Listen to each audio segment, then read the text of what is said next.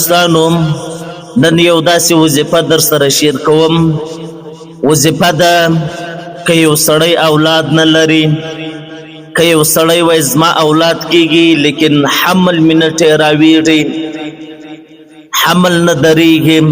یو سړی وای ګر سره زما اولاد شته نه. په دنیا کې د اولاد ډېره غټه مسله ده. که یو انسان اولاد نه لري هغه په ډېر غټ غم او په ډېر غټ مشکل کې راګرده. اولاد چې ده د انسان لپاره د الله پاک یو ډېر غټ نعمت ده. کم انسانان چې اولاد نه لري له هغو ته د اولاد قدر ډېر ور معلوم ده. کم انسانان چې اولادونه لري و هغو ته د اولاد قدر دونه نه معلومیږي لکه کومو انسانان چې اولاد نه لري و هغو ته د اولاد قدر ډېر سخت معلوم ده. دوستانو الله پاک دی و هغو انسانانو ته چې اولاد نه لري الله پاک دی اولادونه ورکي. و هغو انسانانو ته چې له ډېره ټیمه د اولاد په غم او مشکل کې راګردي اولادونه یې نسته الله پاک دی اولادونه ورکي.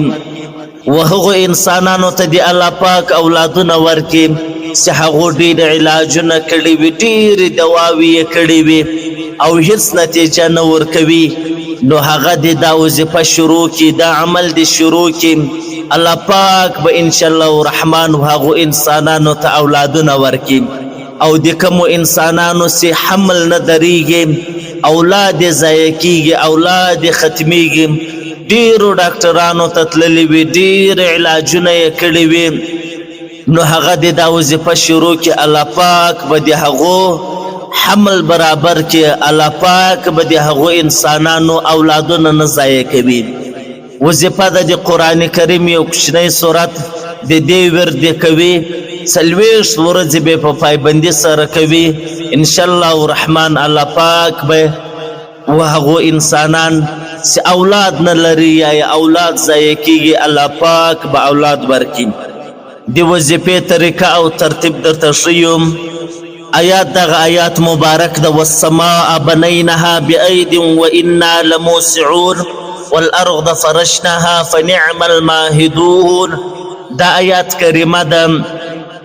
دا دوی اگی براواخی، هغه دوی اگی با پا اوبو کی جوش کی، پا اوبو کسی جوش کلیم، بیا با پریوی اگی باندې دا یو آیات مبارک ولی کی، پر هغه بلی اگی باندې بیدم کی، یو اگی بنارنا و خوری او یو اگی بزنانا و خوری. 40 ورځې به دا عمل کوي. د دې 40 ورځو په مابینځ کې به کوروالی هم کوي. انشاءالله الرحمن الله پاک به د انسانانو ته اولاد ورکړي. د وظیفې